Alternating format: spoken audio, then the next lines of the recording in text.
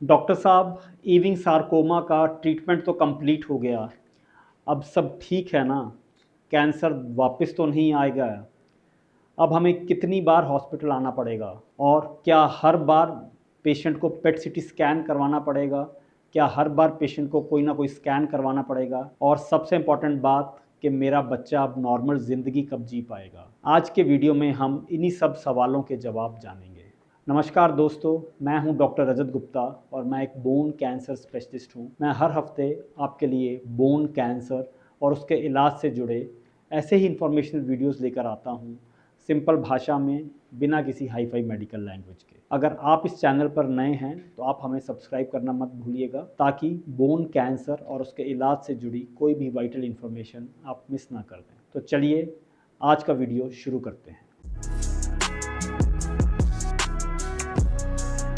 सबसे पहले मैं आपको एक बात बता देना चाहता हूँ कि ट्रीटमेंट कंप्लीट होना एक बहुत बड़ी अचीवमेंट होती है, लेकिन ईविंग सार्कोमा का ट्रीटमेंट कंप्लीट होने का मतलब केयर कंप्लीट होना नहीं होता। अब शुरू होता है ट्रीटमेंट का अगला फेज़, जिसे हम कहते हैं फॉलो अप। और यकीन कीजिए, यह भी उतना ही इम्पॉर्टेंट होता है जितना कि कीमोथेरेपी और सर्जरी। पेरेंट्स अक्सर पूछते हैं कि डॉक्टर साहब, अब बार बार हॉस्पिटल क्यों आना पड़ेगा? हमें फॉलोअप के लिए क्यों आना चाहिए? इसका रीज़न बहुत सिंपल है। फॉलोअप सिर्फ रिपोर्ट्स देखने के लिए नहीं होता है। हर विज़िट पर हम देखते हैं कि बच्चा ट्रीटमेंट से अच्छी तरह से रिकवर कर रहा है या नहीं, ऑपरेशन वाली हड्डी ठीक है या नहीं, इम्प्लांट या जो भी हमने रिकंस्ट्रक्शन किया है वो ठीक से चल रहा है या नहीं, और सबसे इम्पॉर्टेंट बात कि कहीं बीमारी दोबारा वापस तो नहीं आ गई।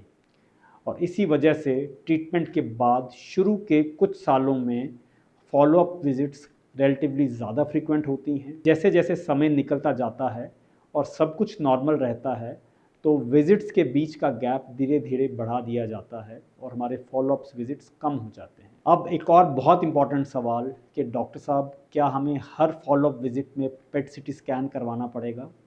तो इसका सिंपल सा जवाब है नहीं। हर पेशेंट को हर फॉलोअप पर पेट सीटी की ज़रूरत नहीं होती। कौन सा टेस्ट कब करना है यह पेशेंट की डिजीज़, उसके सिम्टम्स और फॉलोअप की फाइंडिंग्स के हिसाब से डिसाइड होता है। कई पेशेंट में सिर्फ क्लिनिकल एग्जामिनेशन और कुछ एक्सरेज ही किए जाते हैं, और कई पेशेंट में हमें चेस्ट का सीटी स्कैन भी करना होता है। अब बात करते हैं सबसे बड़े डर की कि आखिर ईविंग सार्कोमा वापस आने के कितने चांसेस हैं। सबसे पहले हमें यह समझना ज़रूरी है कि इसका एक आंसर सब पेशेंट्स के लिए नहीं हो सकता।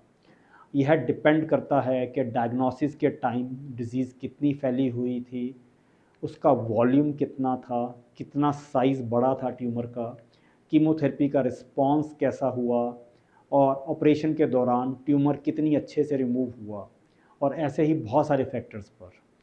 लेकिन एक बात ज़रूर याद रखिए कि बीमारी वापस आने का रिस्क ट्रीटमेंट के बाद शुरू के कुछ सालों में रिलेटिवली ज़्यादा होता है, और इसी वजह से उस दौरान रेगुलर फॉलोअप्स भी बहुत ज़रूरी होते हैं। एक और बात जो मैं हर फैमिली को ज़रूर समझाता हूँ कि ट्रीटमेंट के बाद हर दर्द कैंसर वापस आने का साइन नहीं होता। ऑपरेशन के बाद मसल पेन, जॉइंट स्टिफनेस या कभी कभी थोड़ा बहुत डिस्कम्फर्ट होना कॉमन बात हो सकती है, लेकिन अगर कोई भी नई स्वेलिंग आए, आपका पेन लगातार बढ़ता जाए, या फिर कोई ऐसा सिम्टम आए जो ठीक ना हो रहा हो, तो आपको उसे इग्नोर नहीं करना चाहिए। अपनी ट्रीटिंग टीम को ज़रूर दिखाना चाहिए। अब बात करते हैं नॉर्मल लाइफ की। पेरेंट्स पूछते हैं कि बच्चे का स्कूल कब शुरू होगा, बच्चा स्पोर्ट्स कब खेल पाएगा।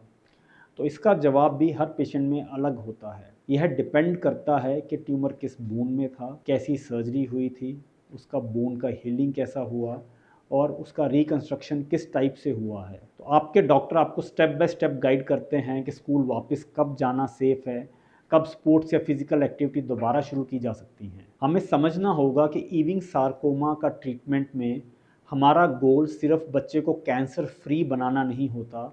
हमारा गोल होता है उसे वापस उसके पढ़ाई, उसके स्कूल, उसके दोस्तों और उसकी नॉर्मल ज़िंदगी तक वापस लेके जाना। और इसीलिए रेगुलर फॉलोअप डॉक्टर की सलाह और ट्रीटमेंट टीम के साथ कनेक्टेड रहना रिकवरी का बहुत इंपॉर्टेंट हिस्सा होता है। अगर आपको या आपके किसी अपने को ईविंग सार्कोमा का ट्रीटमेंट चल रहा है या फिर रिसेंटली कंप्लीट हुआ है, तो उम्मीद करता हूँ कि ईविंग सार्कोमा पर ये पूरी वीडियो सीरीज़ आपके लिए बहुत हेल्पफुल रही होगी। अगर ये वीडियो आपको यूज़फुल लगी हो तो आप इसे ज़रूर शेयर कीजिए। हो सकता है यह किसी ऐसे पेरेंट तक पहुंच जाए जिसे आज इसकी सबसे ज़्यादा ज़रूरत है। तो मिलते हैं अगले हफ्ते एक नई वीडियो नए टॉपिक के साथ। Thank you.